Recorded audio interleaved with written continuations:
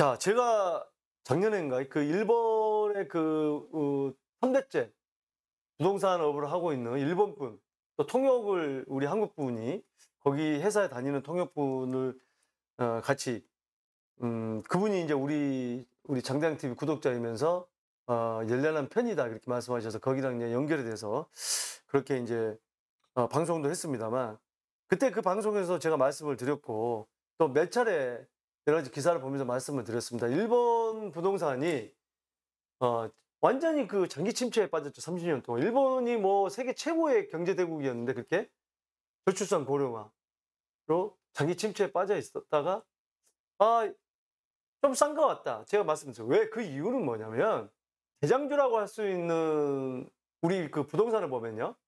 그 예를 들자면 강남의 뭐 신축으로 보면은 서초동에 이제 아크로 리버 파크라든지 또 최근에 이제 입주하고 있는 온베일리라든지 이런 게 대장주다.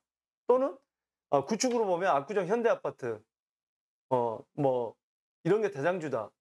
또는 재건축을 이끌고 있는 은마아파트나 대치동에 뭐 잠재주거 5단지가 어떤 부동산 시장을 이끄는 대장주로 일컬은다 한다면, 그런 것들이 올라가면 상대적으로 나머지 것들은 따라 올라갑니다.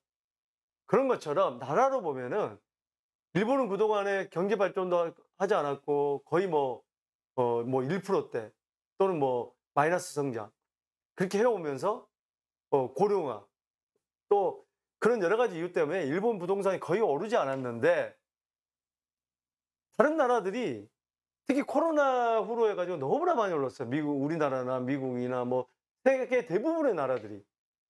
그러다 보니까 일본은 또 일본의 엔화 가치가 굉장히 낮아졌단 말이죠. 그러면은 상대적으로 통화로 보면 미국 달러로 보면은 미국 달러의 가치는 높아지고 엔화 가치는 떨어졌다. 그러면은 그 자체만으로도 투자 가치가 있는 거예요.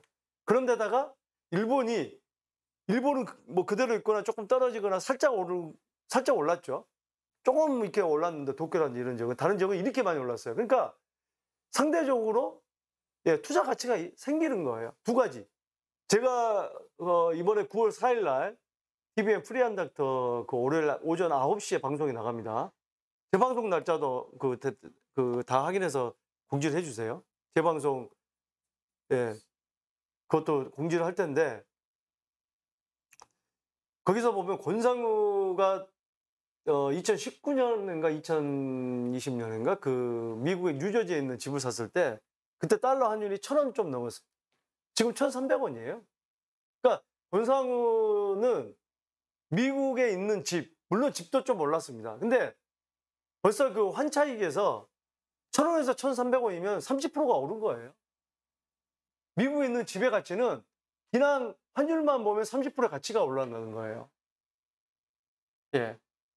그래서 저는 여러분들께서 내가 뭐 돈이 없다, 해외 부동산 잘 뭐 어떻게 사기당하지 않을까 이런 생각 때문에 해외에도 저가 매물들이 굉장히 많습니다. 눈여겨보시면 좋은 기회가 될 수가 있습니다. 오히려 세금 문제나 그런 여러 가지 문제 때문에 우리나라 부동산이 또 안 좋을 때는 한번 눈을 돌려보는 것도 하나의 방법이다.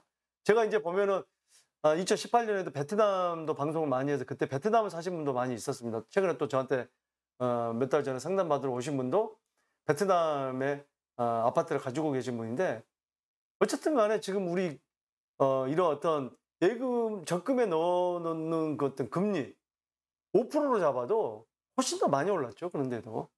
예. 자, 이런 부분들을 봐야 되는데, 지금 이 기사 내용을 보면은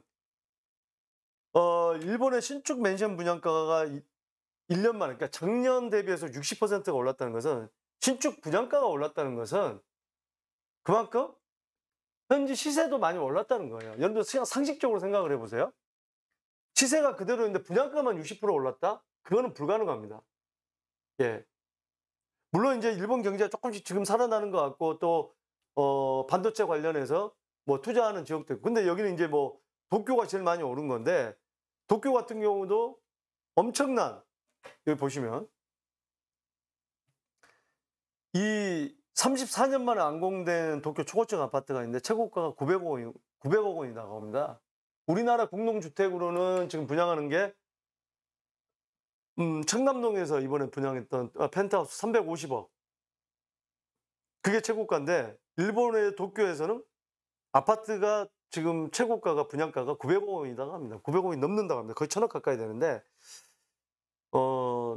일본이 그동안 성장을 많이 하지 않으면서 여러 가지 경제가 안 좋아지면서 그 사이에 또 돈을 버는 기업들은 있겠죠. 그러니까 양극화가 나라가 잘 살면요. 양극화의 그 폭이 좀 덜해요. 근데 점점 못 살수록 양극화가 더 커집니다. 보세요. 우리나라보다 못 사는 거 파키스탄이라든지 이런 나라 가면 잘 사는 분들이요. 엄청난 대저택에 엄청난 메이드만 한 20명, 30명씩 두고 사는 그렇게 부자들도 굉장히 많아요. 그래서 일본이 지금 이런 신축 아파트 분양가 그리고 또 구축도 따라오르죠. 그래서 제가 이런 말씀을 드리고 싶어요. 제가 일본에 대해서 지금 강조한 게 벌써 1년도 더 넘습니다. 그때 한번 눈여겨봤던 분들은 지금 또 굉장히 이 단기간에 엄청나게 지금 막 폭발적으로 엔저에다가 엔저에서 외국 자본들이 들어오기 시작했죠. 그 다음에 반도체 관련해서 최근에 또 그런 투자한다고 해서 대만의 TSMC 그 세계 최고의 어떤 기업 중에 하나인 그런 기업들이 또 투자한다고 하니 일본 부동산이 들썩이기 시작한 거죠. 또 이런 엔저 현상 때문에 관광객들이 굉장히 많이 가죠. 우리나라가 지금 해외를 가장 많이 간 나라가 일본이라고 했던가요? 일본에서 외국인 관광객이 가장 많은 나라가 우리나라였던가? 뭐 둘 중에 하나였는데 그만큼 우리나라 분들도 일단 가깝고 요즘에 보니까 저도 지금 11월 달에 일본에서 그 골프 계획도 있는데 제주도 가느니 일본 간다고 오히려 더 싸다. 물론 일본 가서 많이 팔아줘야 지금 이런 얘기가 아니고 사람들 심리가 그렇게 많이 팽배하다는 거죠. 제주도 많이 몰려가니까 너무 비싸니까. 네. 그 제주도 상인들도 좀 각성을 해야 되는 게 관광객 좀 몰려오고 그러면 막 바가지 씌우려고 그러고 우리나라 좀 그런 게 우리나라뿐만이 아니고 전 세계 저도 최근에 유럽 갔다 왔습니다만 바가지가 유럽도 엄청나게 심해요. 근데 관광객들이 몰려들 때 이 사람들은 다시 볼 사람들 아니야 그러면서 눈탱이를 한번 쳐야겠다 그런 건 없어져야 돼요. 다 합니다. 불쾌함이 굉장히 많아지고 그 가게는 다시 가고 싶지 않고 그런 생각이 들어요.